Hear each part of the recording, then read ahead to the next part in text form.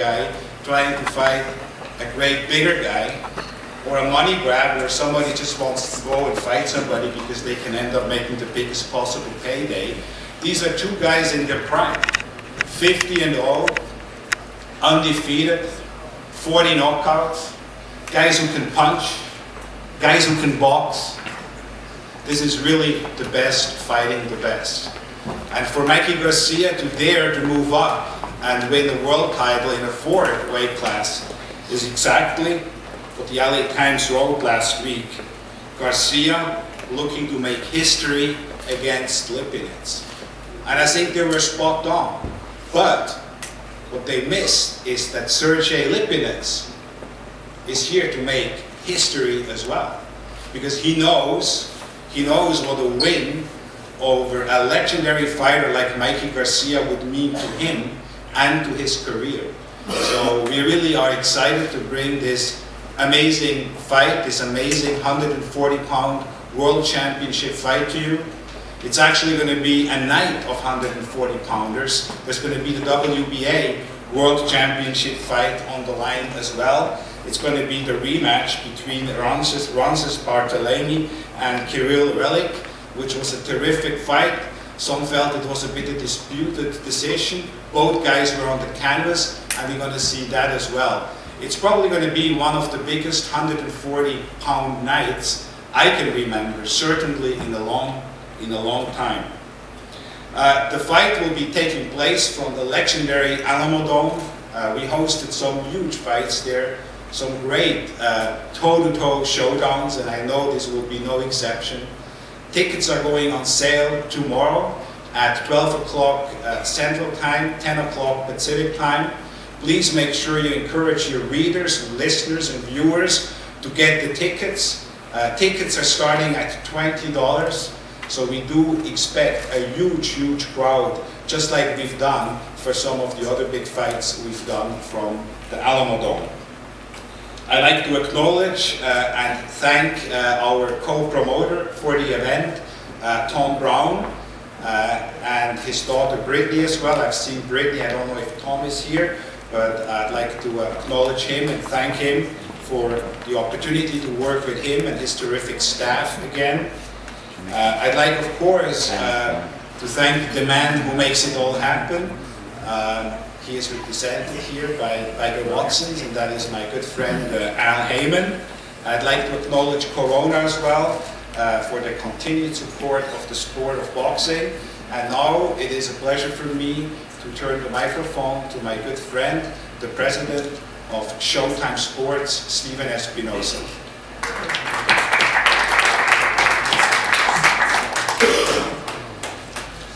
Thanks, Richard. It's no secret it's been a great year for boxing. As we come to the end of the year, it's sort of human nature. There's a lot of people rushing to take credit for it. All this talk of repositioning the sport, repositioning, whatever that means. Boxing doesn't need repositioning. And if it did, we wouldn't go to the same people who were responsible for positioning it in the first place. Boxing doesn't need reposition. What it needs is good fights. Good, high-quality, competitive fights. Fights like Santa Cruz Frampton and Thurman and Danny Garcia, or Spence and Brook. Not fight cards where the B side on the televised card doesn't win a single round all night. That's not repositioning the sport. The only way to continue to elevate boxing, to put boxing in the spotlight, to reposition it if you like, is to consistently do good fights. Consistently do good fights. And that's what we have been doing at Showtime Boxing for the last couple of years.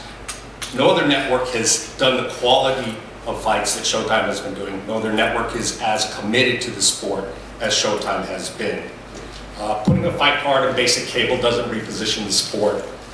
Putting on great fights positions the sport. The best fighting the best, as Richard said. That's what Showtime is doing. That's what Mikey Garcia has been doing. Now think about this. He had a layoff of over 2 years. He came back and in 18 months, 4 fights, 2 title fights, 2 different weight classes, going for a world title in the 4th weight class, something that only Pacquiao and Marquez have done before. That is some really good company. That's what great fighters do. Historically, what separates legendary fighters from very good fighters is the ones who challenge themselves, who travel across weight classes to challenge themselves up and down. And that's what Mikey is doing. But of course, there are two sides to this story. Those of you who've been paying attention have seen Sergey Lipinets making a lot of noise on Showtime undercards lately. He has risen very quickly. If you look at his record, you would say 13-0, fighting Mikey Garcia. That sounds crazy. But it's not. If you look at Lipinets' record and the kind of competition he's faced, his last 7 opponents have a combined record of 163-15. That's not something you usually see on a fighter with 13 fights. You don't see a fighter at 13-0 who's regularly sparring with Terrence Crawford and Ricky Burns and Ray Beltran. But that's what you see Sergey Lipinets doing. You know, Sergey, of course, is a kickboxing champion. Is that going to help him in the fight against Mikey Garcia? And surprisingly, maybe a little bit. He is a combat veteran. Whatever happens in the ring, he's seen it before. And it will be an exciting night, I guarantee that. Richard.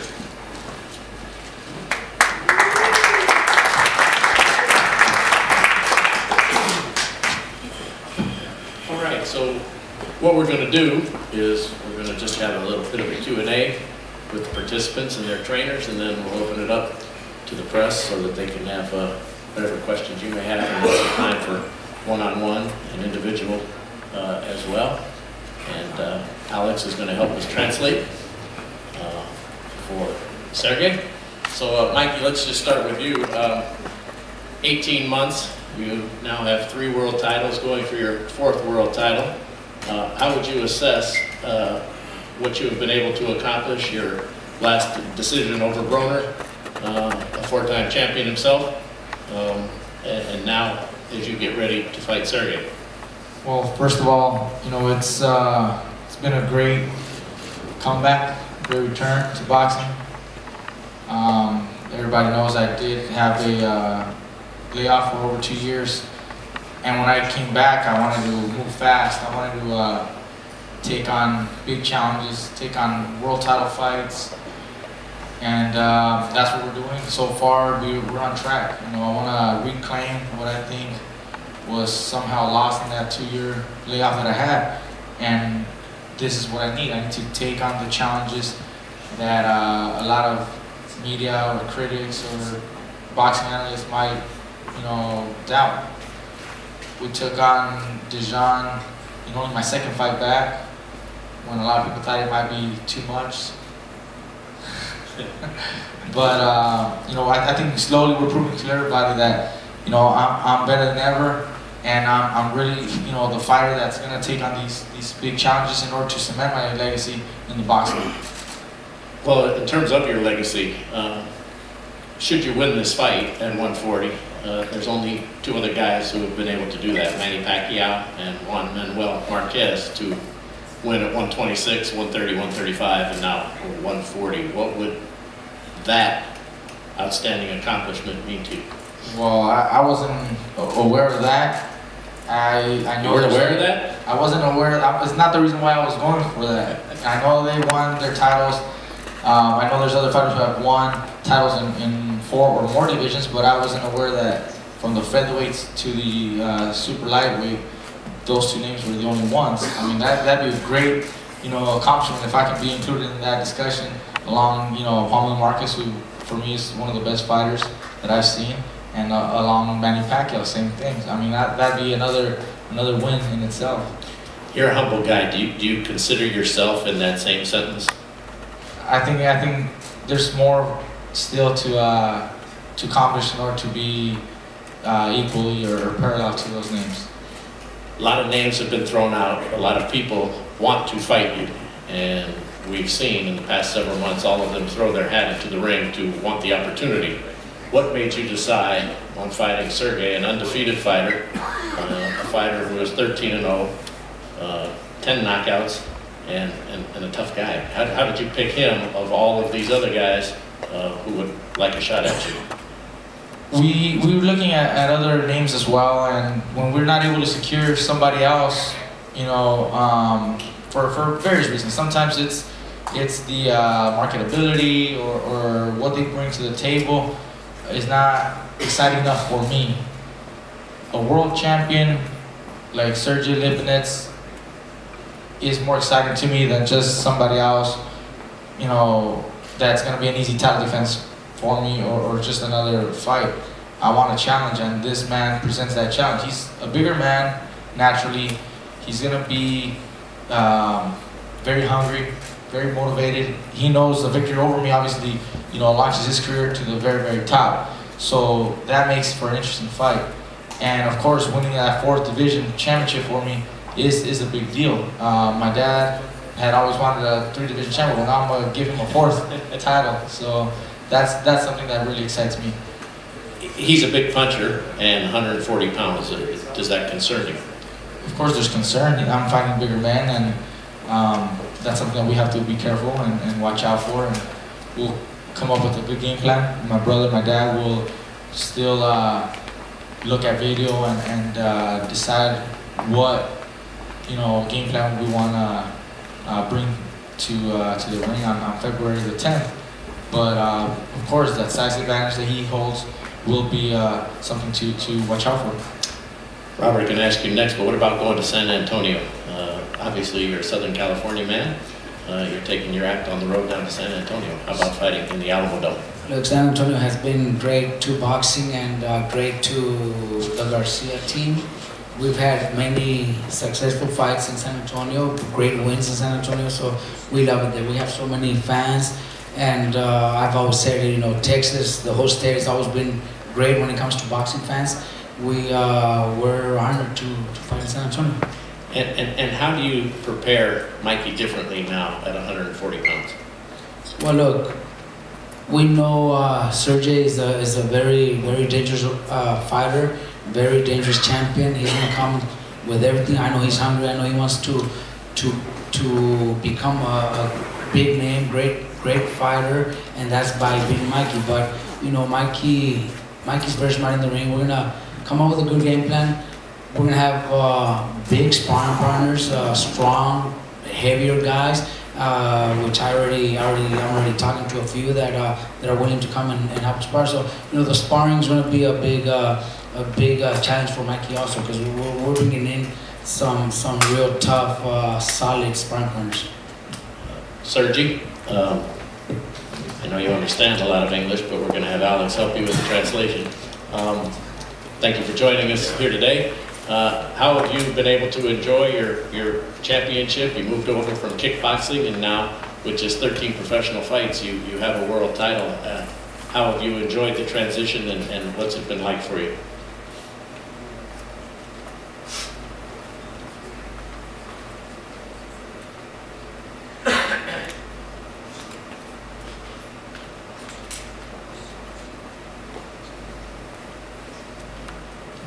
Здравствуйте все, спасибо, что собрались здесь.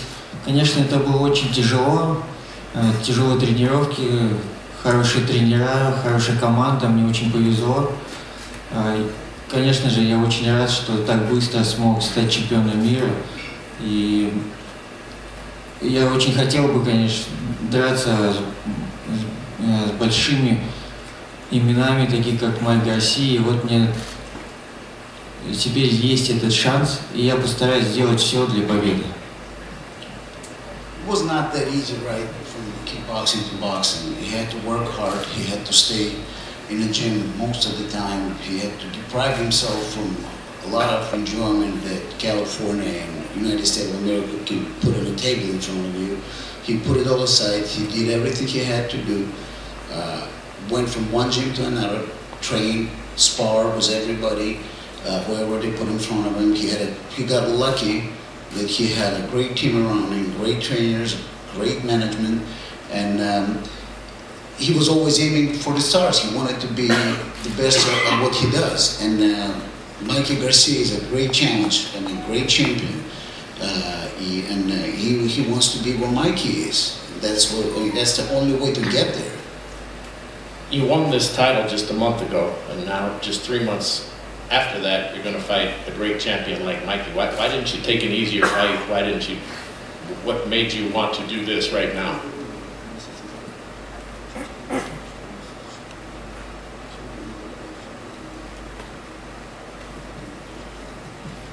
Ну, если бы я взял легче бой, вы бы сказали, что я беру слабых соперников и выигрываю у них.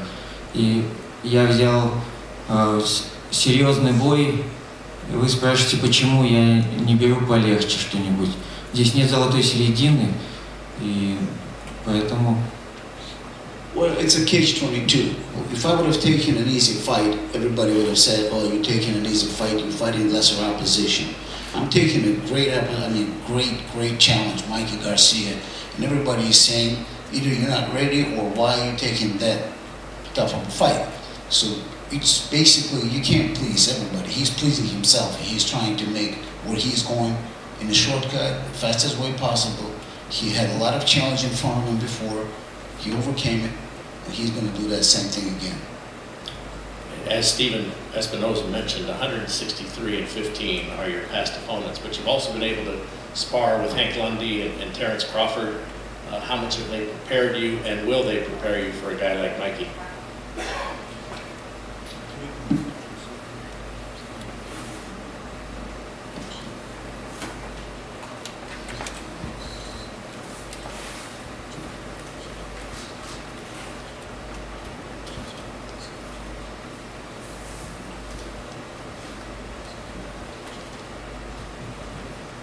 Ну, хорошие спарринги с хорошими соперниками, конечно же, очень быстро меня подняли на тот уровень, в котором я нахожусь. И я надеюсь, у меня и дальше будут очень хорошие спарринги, хорошие спарринг-партнеры. Well, that's basically the key to everything, to have a good sparring that will be able to hit you and show you where your holes are, and that's going to prepare you for a bigger challenge. Every time he sparred was people like you mentioned, and he realized where he is at a game of boxing. They showed him, okay, you're not there yet, or you're already there.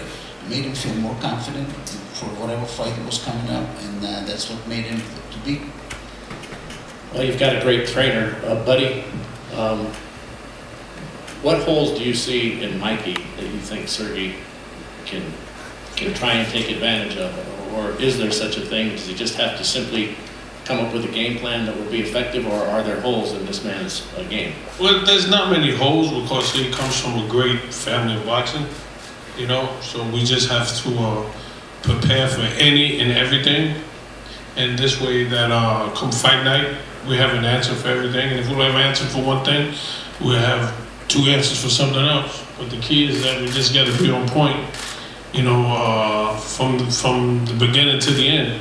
You know what I mean? There's no ifs, ands, or buts about it. But, you know, I believe that that night, or right now I should say that Sergey right now is on a mission. I know Mikey's on a mission, and I respect it. I respect the fact that he's fighting Sergey, and I respect the fact that Sergey is fighting him. I mean, and people were asking me, why would you fight Mikey Garcia? I'm like, because the easier fights to me are at 147. You know what I mean? And he doesn't want to go to 47 yet. I mean, I really wanted the other Garcia. Danny, I think that's an easier fight for us, but, you know, they didn't want to go up to 47, so, you know, they want to stay at 140. So, you know, champions do what Sergey's doing, and that's fighting the best. And Mikey's doing what champions do. They fight the best. You know, there's no ifs, ands, or buts about it. You know what I mean? But before we go to another question, I want to say congratulations to you. And I would like to ask the media and everyone in here a question tonight. But I want everyone to be honest. It's pertaining to both fighters, but I need the honest opinion. Now, I know I'm not the most handsomest guy in the world, but these motherfuckers are ugly as hell. That's a scary ass poster. Jim, thank you. We needed that, Richard. Very good, buddy. Translate that to him, or you don't want to tell him that. Did you understand that, Sergey? Yeah. Okay. That's the scary part. Next time he holds mitts for him, he might miss just by accident. Mikey thinks he's good looking. Bad photo. Bad photo. Get paid to think. All right, let's open it up. I think we have a microphone out there. I want to acknowledge the great Sam Watson and Team Watson, Brandon, Marcus out here. Team Watson, first time we got through holiday. Who's got a question? There's a microphone right here. Over there, Lance Pugmire, the LA Times. Great writer. Chronicles the sport. Hi guys, thank you for the time. Mikey, from your perspective, when you weighed everything, why was going this route better than the other route that Golden Boy had previously offered? Golden Boy and I were in discussions to secure the Linares fight, but they themselves also suggested that we could wait and that we both take an intermediate match. They feel the financial aspect of the sport would be better if we wait, maybe sometime later. And then when that's out of the table, what else is next for me? I mean, we looked at other options, but the opportunity to become a 4th division world champion obviously excited me more, and that's why we're here. Do you stay at 140, or does this give you the flexibility to consider going back and forth, wherever the biggest fights are? What is your thinking? No, I still plan on fighting Linares, and I would love to fight him at 135. He says he's willing to go to 40, but I would prefer we fight at 35. So this is the task in front of me first. I got to get through this before I can look forward to other fights. But I still plan on getting that fight. Hopefully we can secure that in this upcoming year. Thank you. Any questions?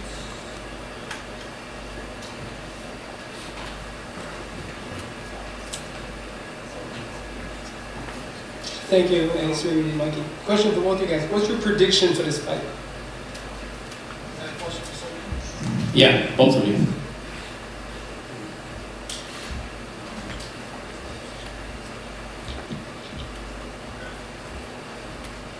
Ну, конечно, надеюсь, он без травм закончится. Я думаю, что я выиграю, думаю, Майки, думаю, что он выиграет, и мы постараемся показать красивый бой.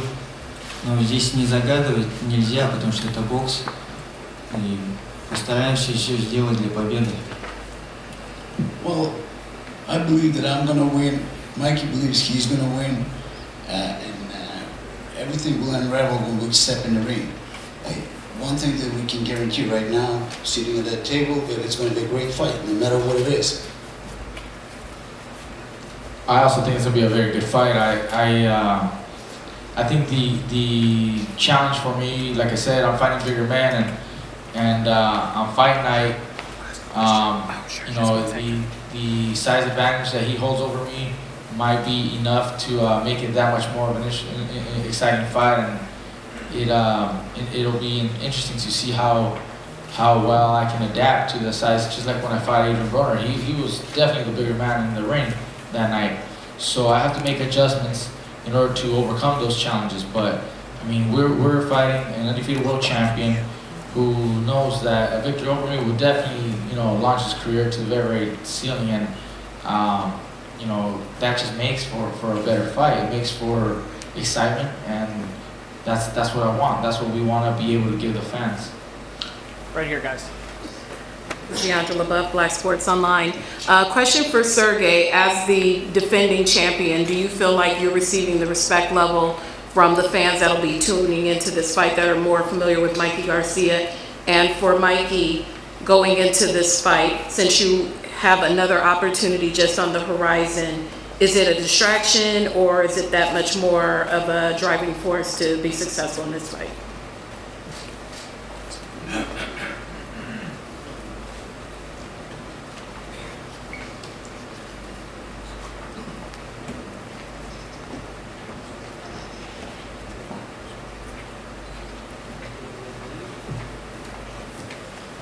Да, конечно, я смотрел бои. Это мой вес. Я все смотрю бои своей весовой категории. Хороший боец. И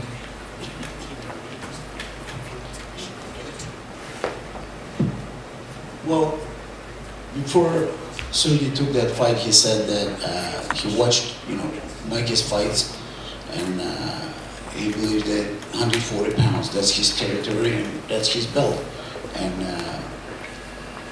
he's up against an excellent fighter that never lost to anybody, and he knows what he's facing when he steps in that ring. He'll be ready for that, no problem. As far as the question regarding the distraction, I don't see a distraction. I'm focused on the upcoming fight, February the 10th. I know that there's other fights that could, get done later in the year, but my main focus right now is February 10th against Lipinets. That's the target. After that, then we'll see what's available. Even though we would love to see the Linares fight or another unification match or something like that. I can't let that distract me, and I stay focused, on my fight throughout the entire camp and throughout the fight.